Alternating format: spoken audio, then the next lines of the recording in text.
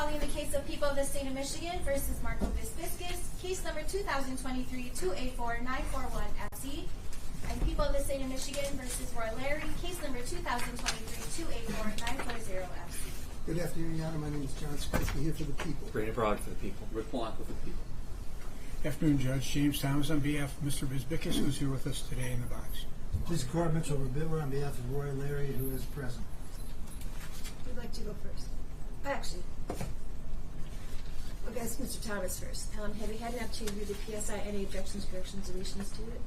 Yes, Judge, I've received the pre-sentence investigation report. It is, as far as the computation of the guidelines is correct, I addressed the issue of credit for time served, and I have reviewed the pre-sentence investigation report with a client this afternoon.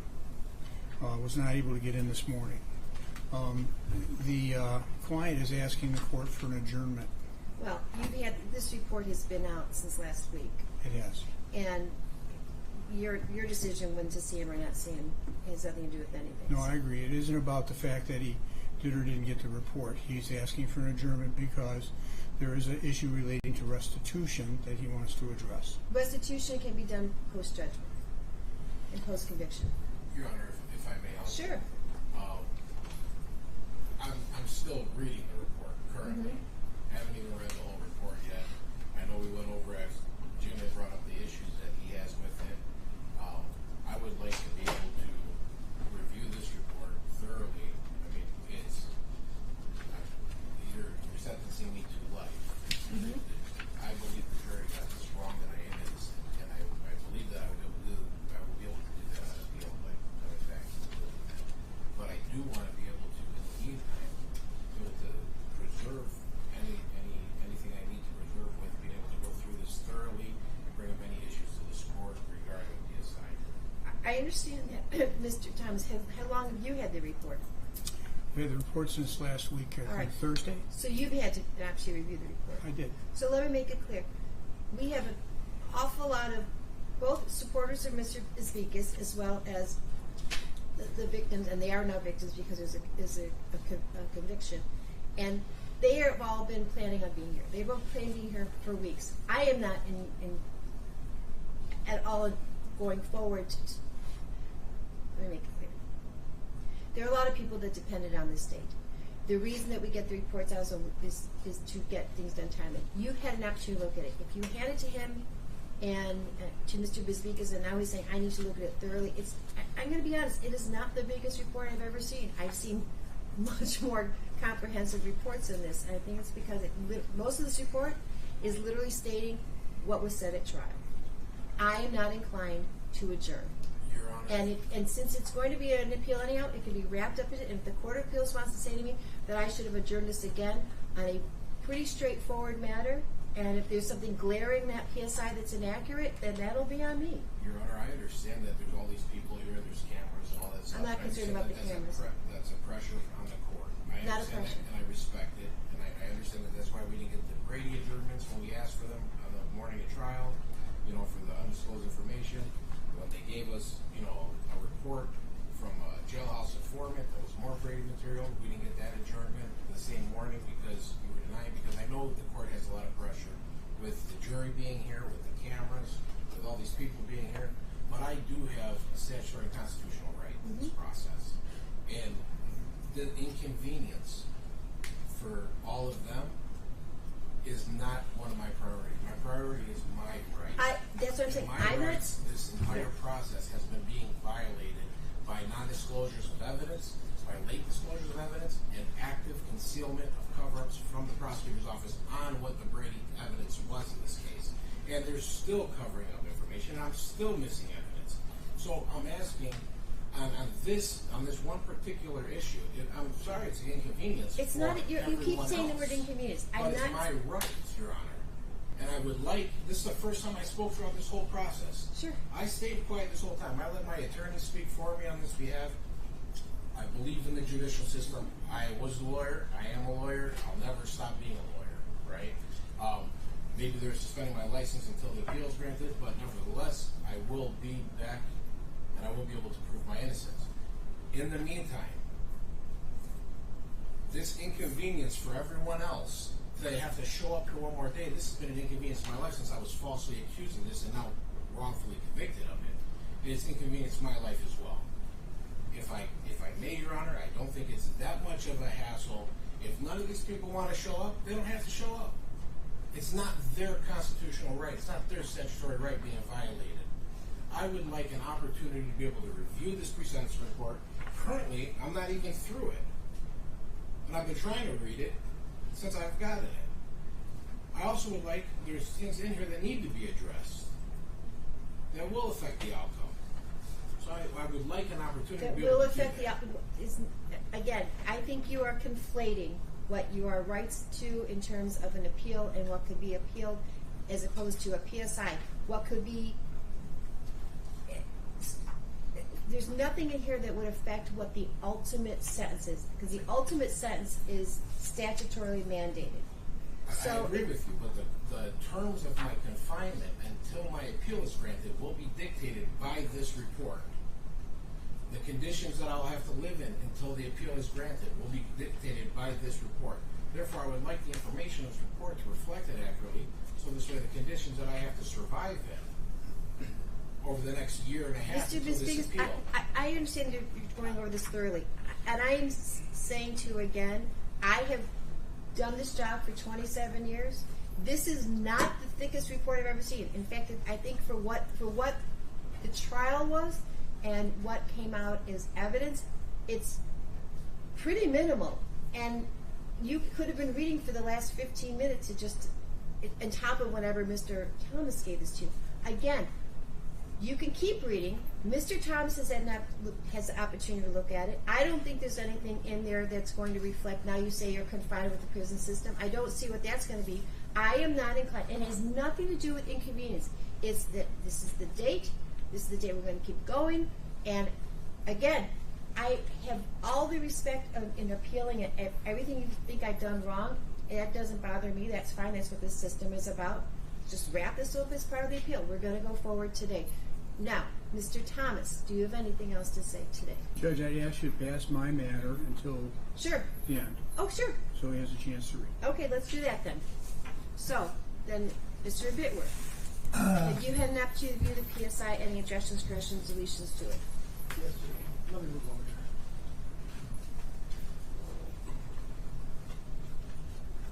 Your Honor, Mr. Larry and I have reviewed the pre-sentence investigation report.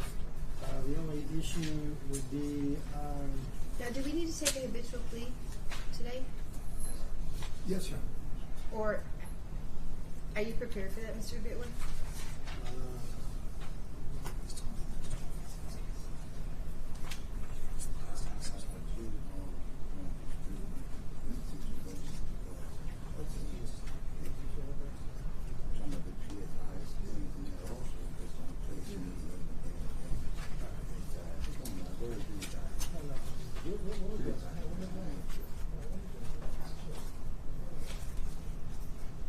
Judge, Actually, I don't, there it is. Yes? would be on the page that says Michigan Department of Corrections Basic Information Report, CFJ-101, and that'd be page 1. It says under other names used, it has Gavves, comma, Donta, D-O-N-T-A. Mr. Larry states affirmatively that he has never used that name in the past. Okay, make a note of that. And with that, there are no other additions, corrections, or deletions to the report. And what about the habitual? What are we doing there? The court can take notice of the felonies listed in the PSI. That's fine. Okay. We prefer that. That's fine, I'll do that. I can take judicial notice that there's been there's been aggravated robbery and aggravated burglary and attempt possession of a controlled substance, at the very least, That's in correct. the report. That's fine. Okay. All right. Anything else? Mr. Larry has now indicated that he would like to say allocate to the court. I don't know if there's any victim impact. No, we're going to, so we're going to pass on his allocution, and Mr. Bisbikis is reading his report now, so it'll give us plenty of time to hear from the victims. All right, go. Mr. Barlow, are you in charge, or is Mr. Can we, there's one correction to the PSI from What's the that? people's perspective. Your Honor, we did recommend a fine as to both of these defendants. My report initially did not have a fine list, and my supervisor didn't add that. However, this is discretionary, so let the court know it's a discretionary issue. Okay, thank you.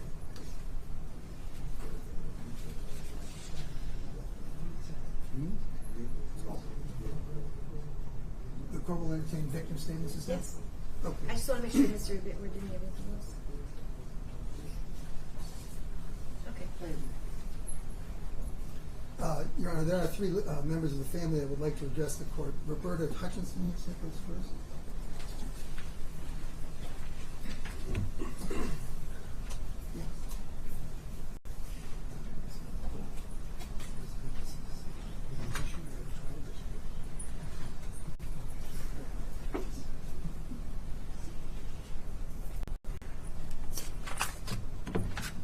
Who's speaking? For my mother, Oh, Roberta. okay. His Thank you. sister. Okay. Marco, you're evil. You murdered my mother's only son and my big brother. You befriended him, and then out of greed, you betrayed him. For nearly a year, you manipulated Darnell and Angelo to stalk Danny and Marissa. You wanted them gunned down in the middle of the street. You're a coward. Could you imagine someone doing to one of your children what you've done to my mother's son? Danny made people feel special. He was a giver, a role model, a leader. Danny was compassionate. He was respected, and he was very much loved.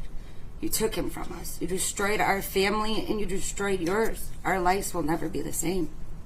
For 2 years, we kept our faith, and we prayed to God that our loved one, Daniel Lee Hutchinson Jr., would get the justice he deserved. Today's judgment day, life in prison, without parole. All you had to do was tell him he spent all his money, and he'd be alive and you'd be free.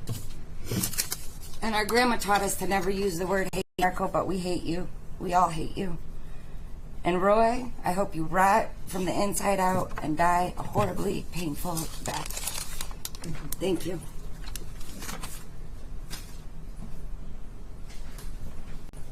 Who else is speaking? Next is Chris Kastner is speaking on behalf of Marissa Hutchinson.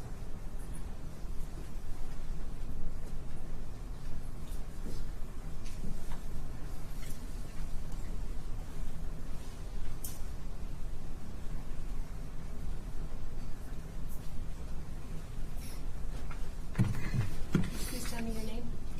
I'm Chris Kestner. Thank you. Yeah.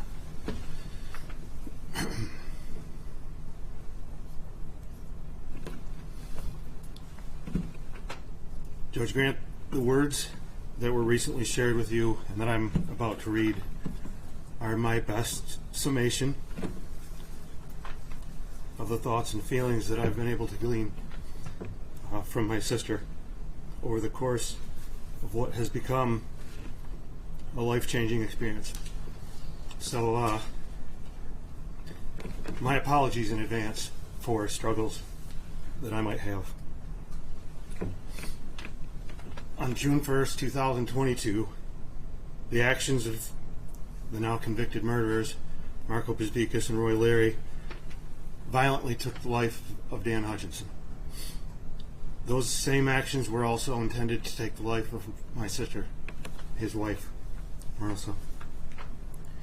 In an instant, our families lost a husband, father, son, brother, uncle, family member, close friend, and colleague.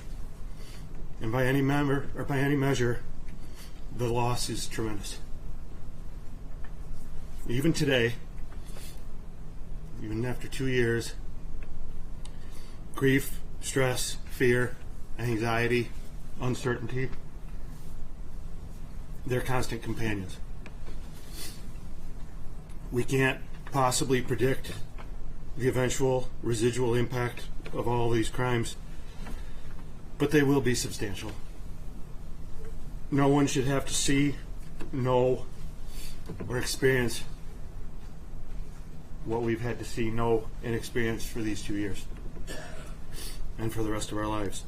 Looking forward, we'll be forever reminded of the moments that were also taken.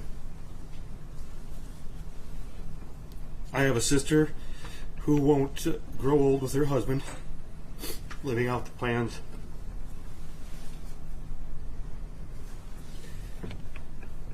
living out the plans that they made.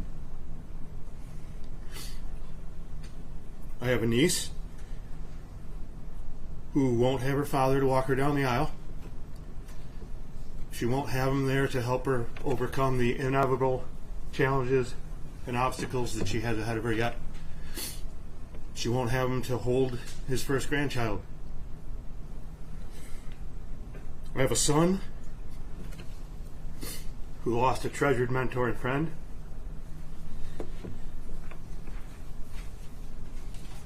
And there are countless family members, friends, co-workers, lifetime relationships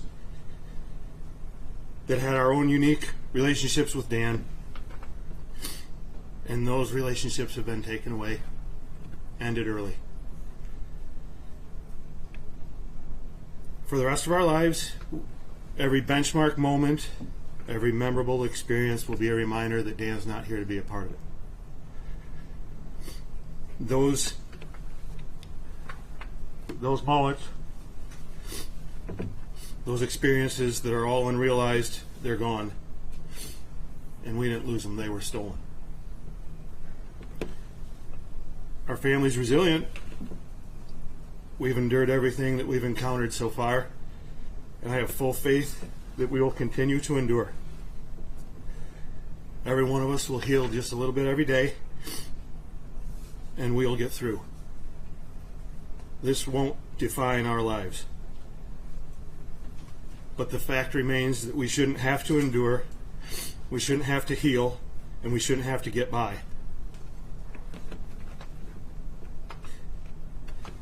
Our reality is something that we did not do to ourselves. It was put upon us, and that part should never be forgotten. I would like to add a footnote in light of what I've heard this morning.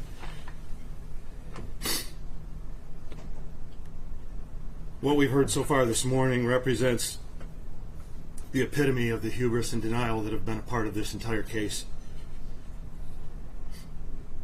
And though the levels of those two things are terrifying to me as a man, as a human that loves his family and wants to keep them safe and secure. And I hope and pray that you will keep that in mind. Thank you very much. I appreciate that.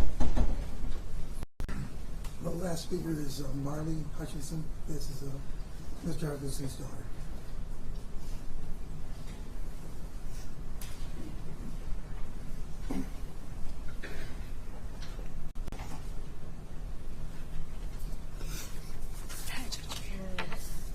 Tell me your name first. Marley Hutchinson. I don't really know how to put any of this into words because nothing can rightfully describe what the last 2 years have felt like. I'm Marley Hutchinson, daughter of Daniel A. Hutchinson Jr. I am 18 years old, and exactly 742 days ago, my life was completely changed. It was just a normal day. My first day of finals. I went to school and was excited for summer to start. After finals, I called my dad and asked to go to a friend's house. He told me yes, be home by 9, I love you. Little did I know those were the last words I would ever hear from my father. I get to the house. That's when I get the call. When my mom said that my father had been attacked, I wasn't quite sure what that meant. So I immediately asked if he had been shot. When she said yes, I fell to the floor, and I immediately knew my father was dead. Coming on the way to my grandma's house, then to the hospital, I just remember screaming, my dad's gone, and all of my friends were there. Marley, I want you to slow down, because what you're saying is important. Yeah. Take a deep breath. You don't have to rush through this. Take it in. Do you want to come up and just sit? Do you want to just stand next to her? I got it. You got it? She's got it. Yeah. Okay, I bet she does. Sobbing on the way to my grandma's house, then to the hospital, I just remember screaming, my dad's gone. All my friends were comforting me, telling me it was going to be okay, but I just knew it wasn't. After chaos, we got to the hospital, and they're only letting so many people in at a time. The waiting room was so loud and chaotic. I finally get into this tiny room, and that's when I'm officially told my father had passed. This feeling is something unexplainable and physically deteriorating. I then run outside and go sit down on a bench after telling everyone waiting out there the news. I opened my phone, thinking it would be a distraction, but the only thing on any social media was about the murder of my father. This severely affected so many aspects of my life. The last 2 years of high school, I was at court in person more than school for safety reasons. I got subpoenaed on my prom day and had to wonder if I'd get called to the stand my last few days of high school. My house had 24/7 security, and I always had to have someone with me.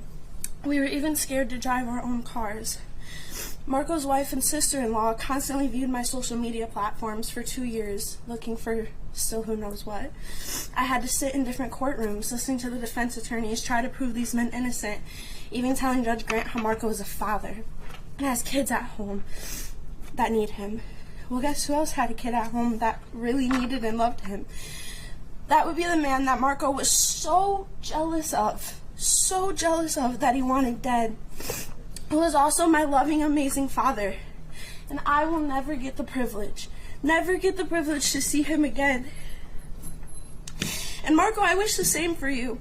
I hope your children never see you again, and if those poor kids are brainwashed by their terrible parents to come see you, confident they won't see you as a good person, let alone father. As for my dad, he at least left a great legacy, played an important role in so many lives. This was a huge loss for so many people. For you, Marco, you'll forever be a disgusting, worthless coward. And I'm relieved that you suffer from this as well. No part of me can understand how dumb you have to be to think an action like this wouldn't have consequences. Guess you're not as smart as you thought you were. And Roy, you're pathetic. And I hope you live a miserable rest of your life.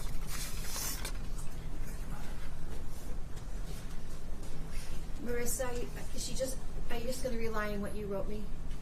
Do you want it read into the record, or is it just good that it's attached to the report? You're good with that? That's fine, as long as it's in the report. All right, you don't want it read out loud. All right, thank you. Anything else? This before elocution, I just want to say that this has been a long case. It's been 2 years, and I want to express my admiration and sympathy for both families, Marissa's family and Dan's family. I think that you people are brave, and you've been very cooperative, and you've done everything that we needed to have you do to help us. And I just wanted to express my deepest sympathies to you for your loss, and I hope that this is some form of help for you. I also want to thank all the law enforcement agencies that were involved in this case, the Oak Park Police Department, Detective Sergeant Green, especially the FBI, who played a big role in this case, the Sheriff's Department, and the Michigan State Police. I want to make sure that those people are thanked, because this was a very complicated and difficult case. I mean, the court saw this as a series of very minor details that, when they are put together, they come out to the picture of what the truth is. I want to say to people who are about to become lawyers and people who are lawyers now, this should be a lesson to every lawyer everywhere, that we owe what a professor called on the stand a fiduciary duty. We owe a duty of respect, we owe a duty of loyalty, and we owe a duty of good faith to clients. This is not the way that law is practiced, and for the general public who has a cynical atmosphere or a cynical attitude about lawyers, this is not what lawyers are about. This is not who we are. This is not what we do. I want to thank the court for a prompt resolution of this matter. It was the trial. It was a hectic pace as the time that we did it, but I'm glad that the court did it that way. As far as the defendants, as I said when we picked the jury, this is not a case, and no case at the criminal bar is a case where we decide whether the persons that committed the crime are good people or bad people. That's not what a trial is for. A trial is to determine what happened and did what happened break the law. The jury found that beyond a reasonable doubt, and I think that their verdict was the correct verdict on both counts. I think that there will be a time when these people will have to meet with judges that are going to be much more, I'd say, powerful than anything that we could do. They have to live with themselves. And I think that the punishment that they're about to get, which is life in prison without parole, is probably one of the harshest penalties that they can suffer, because they will have to spend the rest of their lives with people who are just like them. And I can't think of any worse punishment that they could possibly have. Thank you. Mr. Bitworth, anything else? No, Your Honor, but Mr. Larry has indicated he'd like to say No, something. I just want to make sure before I get to Nothing from Mr. me. Larry. Okay, thank you. Mr. Larry, do you have anything to say to Yes, ma'am. How you doing today? First of all, I do want to apologize to the Hutchinson family. I sit here and I listen and I pay attention to everything that y'all said, and I'm not even mad that y'all feel that way about me, because if I lost a family member in that action, which I had, my brother, my father, my sister, it was all murder. I did not kill your family member, but okay, I respect that. But y'all looking for justice. Justice is what y'all looking for. Y'all came here for justice. The prosecution sit up here and lie and smile in your face Mr. and Larry? say, No, address me. okay, I apologize. Sure. The prosecution lie and smile in their face and let 3 people that orchestrated the murder of their loved ones get 6 years, 4 years, and whatever other years. Is that justice for them? No, it's not. It's nowhere near justice for them. So what I'm saying is this, right? I truly am sorry that they lost a loved one, but I'm not the person who did it. And the prosecution know I'm not the person who did it. That's why they gave people the deals that they gave them people, to lie, to make things happen. It's a tragedy towards the judicial system, because the person who killed Mr. Hudson is still free. He's still running around, and he's going to be able to kill somebody else. The person who orchestrated the death of Mr. Hudson will get back out in 6 years and be able to orchestrate another death that he did prior to this before. It's a tragedy. It makes no sense for a person named Dan Hutch Larry to orchestrate a murder, get out 25 years, and orchestrate another murder and get 6 years. And you telling me that's justice? This the judicial system that we supposed to put our faith in? That's justice? I don't believe so, and I'm truly sorry that they lost a loved one. And to the daughter of Mr. Hutchinson, there's no way possible that I can even explain how sorry I am to you that you lost your father. It's nothing I can say to you. But the point is, you can hate me today, you can hate me tomorrow, you can hate me when you have your kids. I am not the shooter. I have never shot anyone in my life. I am a petty drug dealer. I sell drugs, get a little money. Other than that, I don't get involved in this type of life, right?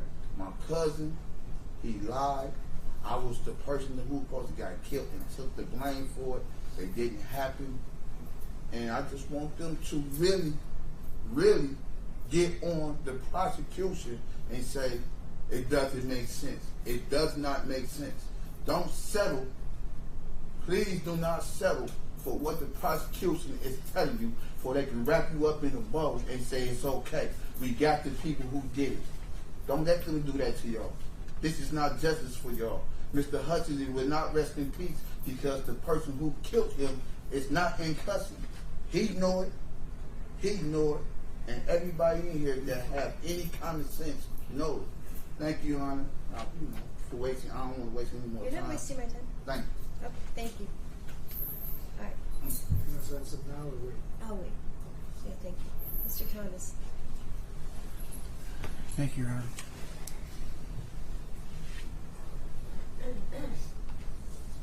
I reviewed the pre-sentence recommendation. The first thing that I'd like to address, Your Honor, is I went over the guidelines calculations for this offense, and of course, the homicide cases are not controlled by the guidelines; they're mandatory, like it's what they the guidelines calculations for the other offenses are correct and accurate in all respect. I gleaned from the statement from Marissa and from her daughter Marley that there is psychological damage, and so I'm not going to contest the psychological aspect of the guidelines calculation. As it relates to restitution, I've asked you for a restitution hearing. I agree with that. And we'll do that. Yeah. And I've told the client that I will continue to represent him on that if and when you schedule it. The other aspect of that is then taking a look at the body of the pre-sentence investigation report. I have gone over the jail credit days with probation, and probation has indicated to me that they indicate no jail credit days for offenses which are subsequent or not concurrent, are consecutive to the offenses. And so looking at the charge of and the jail credit days that were computed, I have rethought my idea of objecting to that. Those are correct. You should get 587 days of credit.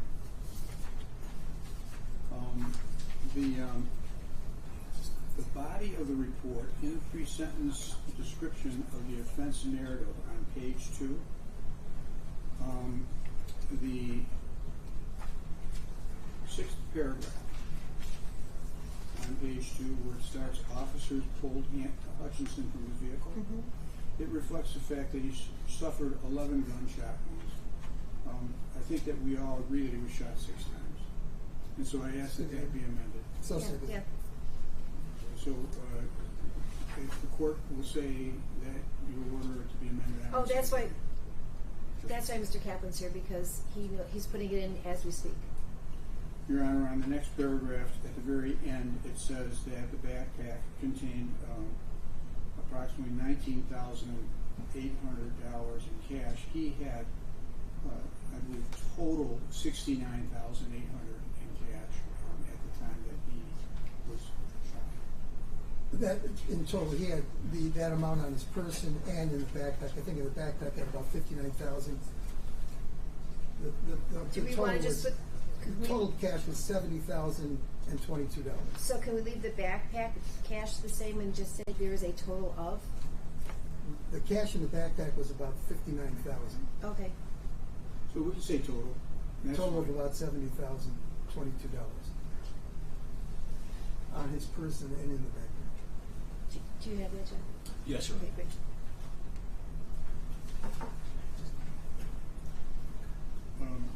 Turning to page 3, Your Honor, at the top, the first full paragraph, Alexander Sakalaris. Mm-hmm. The reflection is that the police report said that he submitted to a full interview. As I remember the trial testimony, it was Sakalaris gave a tour of the area, but then he was asked to do an interview and do something in writing. He never provided that. I agree with that. I don't know where that came from. So we're going to strike that. How much of it? Well, where did all this? Here's my concern. Just say interview instead of full. That's right. Okay. Well, he didn't submit to an interview at all. Didn't he just show up? I think he came to the scene. Yeah, I with wouldn't even Mr. say submit to interview because he didn't really present himself for an interview. I'll agree. So I guess we can just start with Alex Zacharias advised that he met, and then start from there. That he That's met. fine. Okay.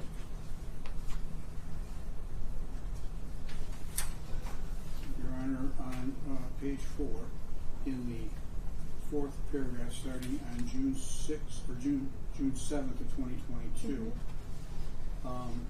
Roy Larry made a statement. Your Honor, that statement was agreed to be. It was held by the district court to be inadmissible, and it was agreed that we would not be producing that statement. And so I asked that paragraph be redacted. I mean, it's something that happened. It did happen, but Never it met wasn't a statement. presented. It wasn't presented, and I don't. I've never made a statement to anyone about anything. That's fine, and if you let me finish, I don't think it's pertinent to this, so I'm striking the entire That's paragraph.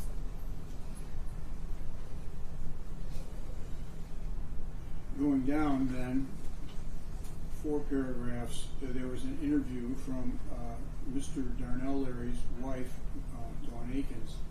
She didn't testify, and this idea that family borrowing money from Bisbikis was never introduced at trial. This is on the same page 4. Judge, I don't think that these are recitations of what happened at trial. These are recitations of what the police found in their Right. investigation. The recitation to trials is what I find it to be a trial, and I don't participate in the PSI in that way. This is the PSI writers gleaning information from police reports. So we don't have a witness testifying, we have a statement of what she said, and that's from the report, and I understand the court's ruling. All right.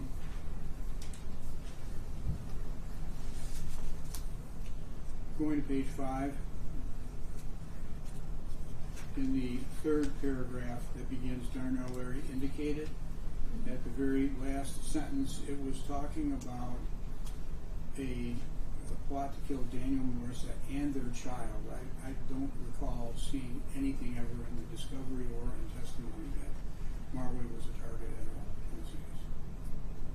I don't believe it came out in testimony at the trial at all, but I do think that Mr. Larry, Darnell Larry, at one time when he was speaking to us, mentioned that that was part of the plan at first. I never heard. I think he said it one time. He never said it again. I'm going to strike that.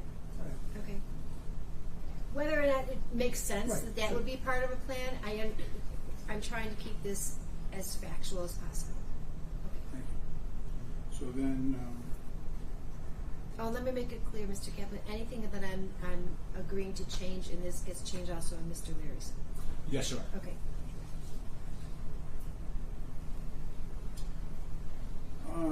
this is more argument, Judge. The second to last paragraph on page 5 is Bisbikis noted he hired a private investigator to look into the homicide of Daniel Hutchinson.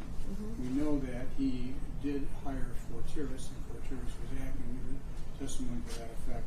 The fact that he couldn't identify the private investigator at any time doesn't make any sense to me. Who's the he in that sense? You think it's Bisbikis is the he? Bisbikis, the reflection is that Well, we know Bisbikis that's- made a statement. Where did that come from? Because we know. I didn't see it. He claimed to have hired them.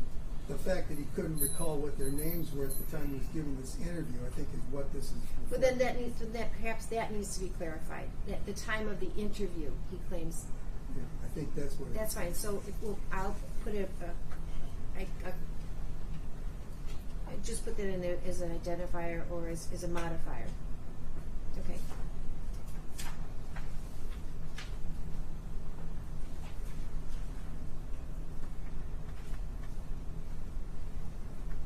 Okay. And then finally on page, well, not finally, Judge. That's on fine. page 6, then when we talk about the search warrants to Bisbikis' home on the 4th paragraph, it revealed firearms and ammunition. As you recall, we agreed that Mr. Bisbikis did it after the search, did surrender through me 240 caliber weapons that were looked at and cleared from the homicide. Mr. Bisbikis also was a registered firearms dealer, and that would explain why it is that he had the vehicle or the. But is that But that's accurate. That did this when they went in. Yes, Your Honor, that is accurate. That's an accurate statement, though. Search warrants. I'm not saying that he wasn't allowed to have them. It just simply says they revealed firearms and ammunition. Well, in fairness, if we want to be factual, there was Sure. evidence at this trial that he did turn over those 2 weapons that were the 40 caliber. That's fine. If you want to add in that, I don't have a problem adding that in. That what? Yes. If subsequently that he turned in his. Turned in 2 40 caliber. That's fine. weapons. Subsequent to that search, we could put in that he turned over his firearms. That's fine. That's fine. Thank you. Sure. And that they were cleared by Oak Park Police. That's fine.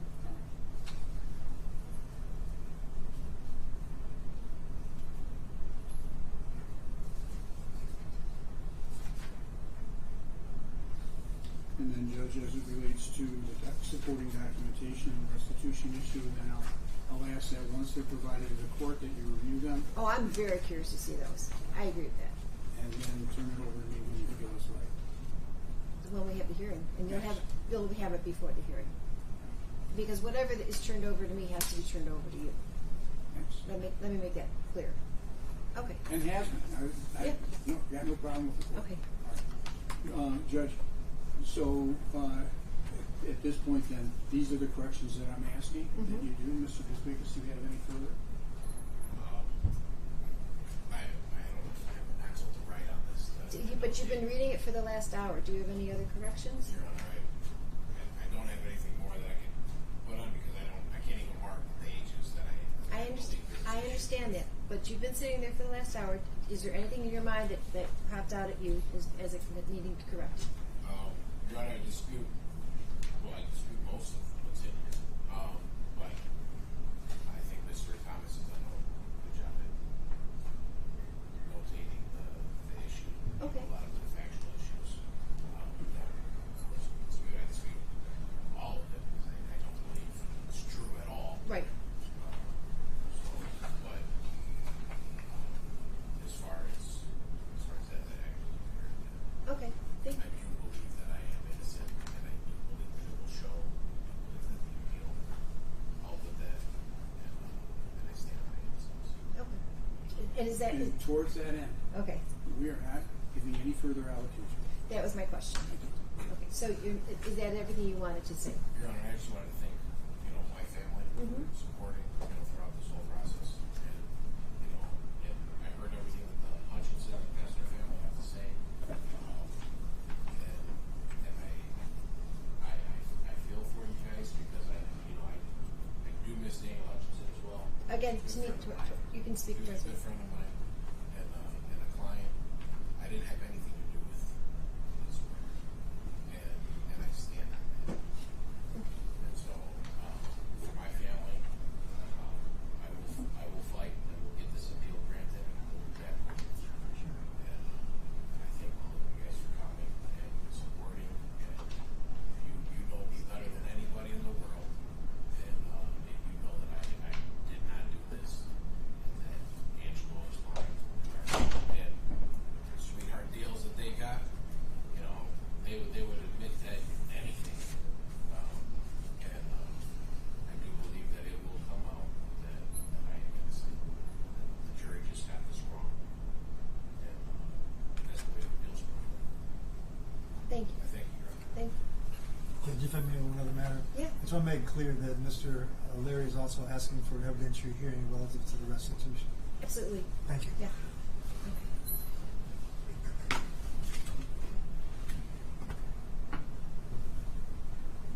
It's interesting, Mr. Swinsky, that you talked about attorneys. I think you were alluding to the oath that we have to all take.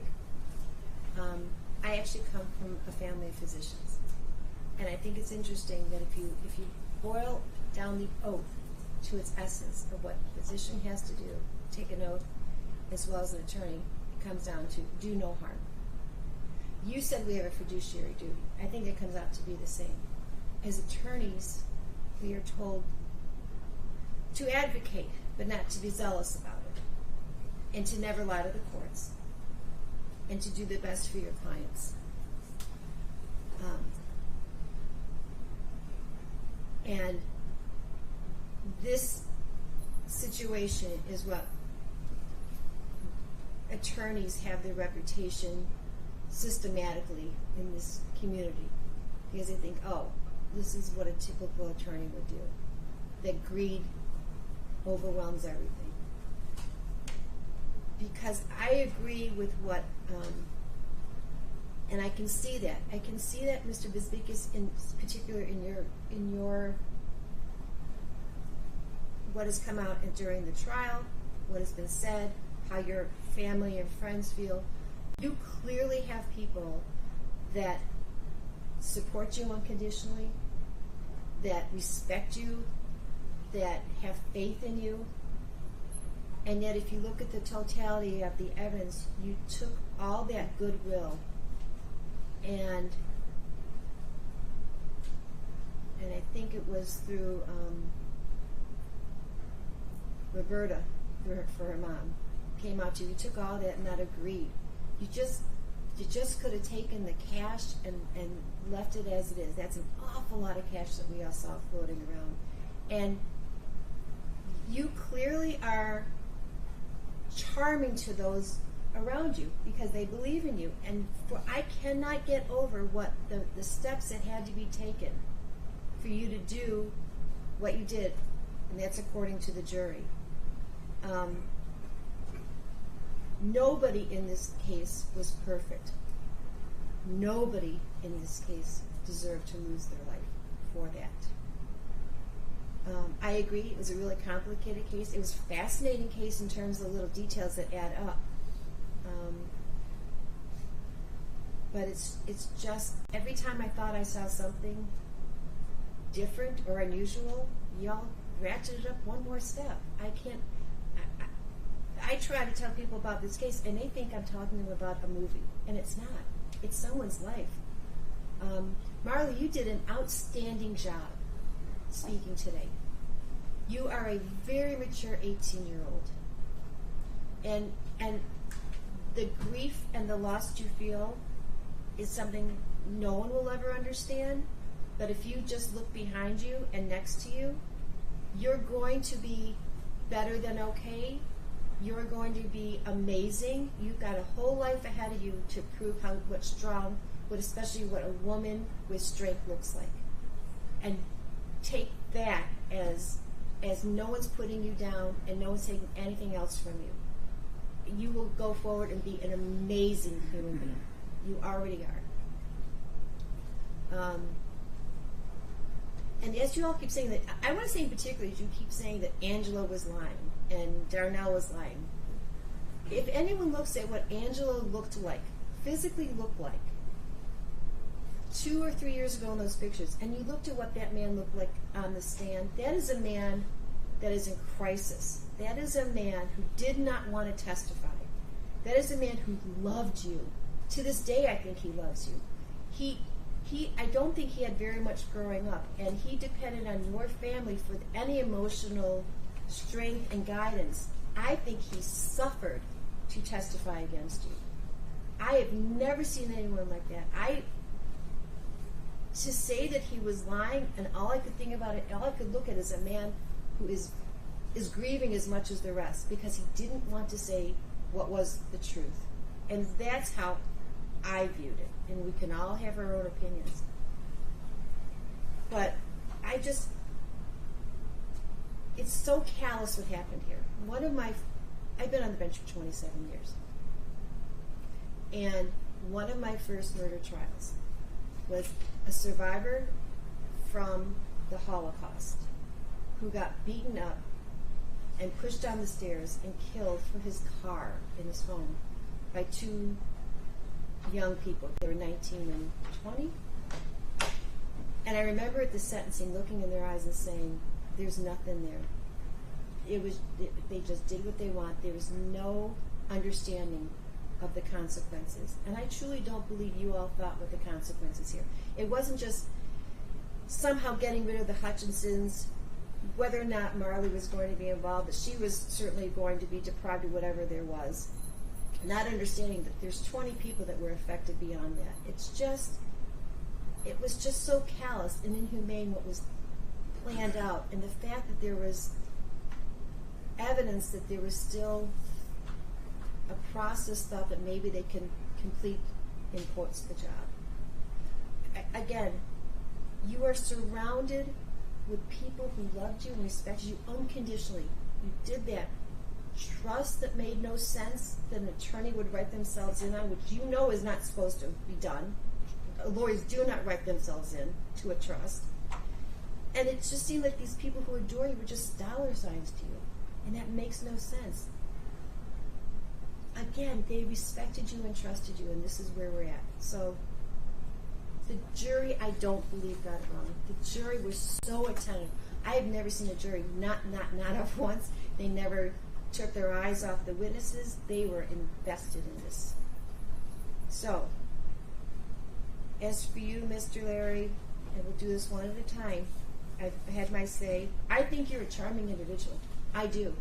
I think you're super smart. And I don't think there's any question of your involvement here, and I wish there was a different road you all could have gone down, because I do think you have the intelligence for that. So, the court had reviewed the probation department's report and recommendation, recognizing its discretion, recognizing that there is no discretion as to homicide, murder, first degree, premeditated, does sentence you to life in the Michigan Department of Corrections without any chance of parole, 12 days jail credit. Count 2, 2 years in prison, 730 days jail credit. Count 3, murder, first degree, premeditated, conspiracy, life without the chance of parole, 742 days jail credit. Count 4, 22 years and 6 months to 50 years in the Michigan Department of Corrections, 12 days jail credit. Count 5, felony firearm weapon, 2 years in the Michigan Department of Corrections, 730 days jail credit. Counts 2, 3, and 5 are concurrent to each other. Counts 1 and 4 are concurrent to each other. Counts 1 is consecutive to count 2. Count 4 is consecutive to count 5 pursuant to the felony firearm statute. $340 state costs. There is no fine. Crime victim's fee of $130. I'm going to set restitution now at $25,000, which represents medical and funeral costs, but I'm not even certain that those are the appropriate costs. We need to have a hearing about that. No contact with Marissa Hutchinson or any member of her family. No contact with Marco Bisbikis, Darnell Larry, Angelo Raptopoulos, Philip Sumter if he is convicted. Any restitution will be payable to Marissa Hutchinson, joint and several with any co-defendant.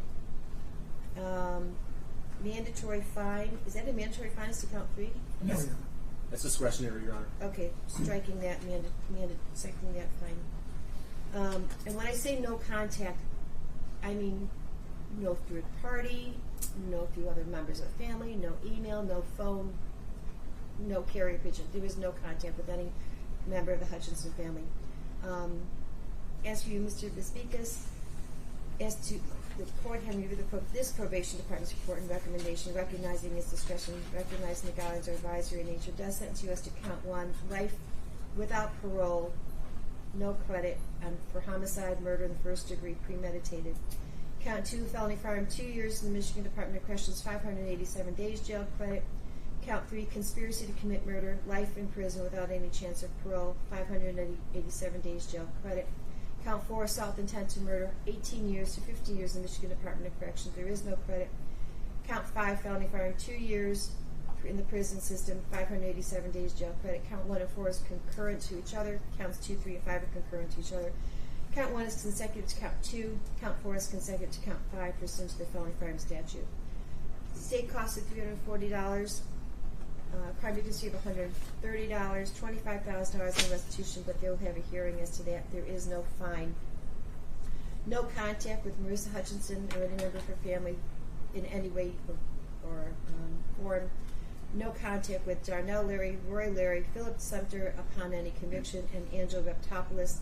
Lifetime imprisonment without the possibility of parole. Restitution is payable to Marissa Hutchinson, joint and several with any co-defendant. You each have 42 days to effectuate an appeal. That appeal will be by right as is a conviction of your guilt by a jury. If you cannot afford an attorney, one will be appointed for you. Mr. Thomas, if you could please acknowledge Paul's rights for him. Can I approach the client and have him sign it? Yes, and Mr. Judge, we do acknowledge the notice of right to appellate review, and the record should reflect I'm handing the clerk to the court and execute a request for appointment of an attorney to process the appeal. Okay, thank you very much. Anything further? Nothing.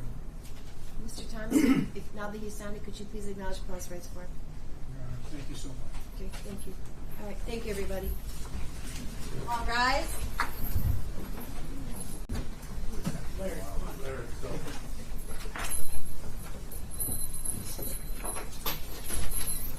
You may be seated. Court is in recess.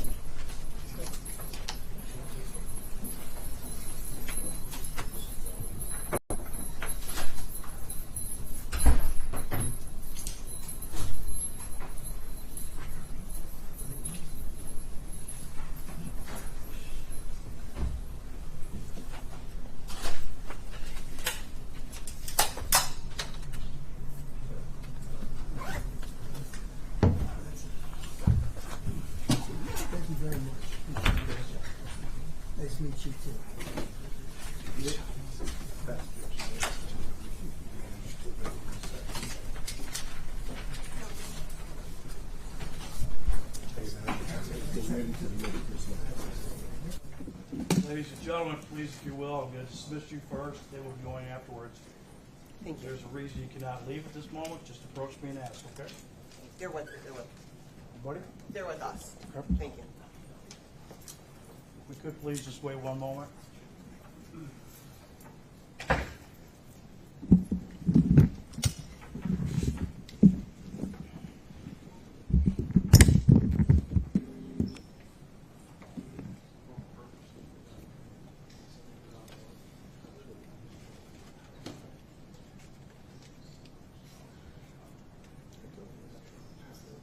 Good.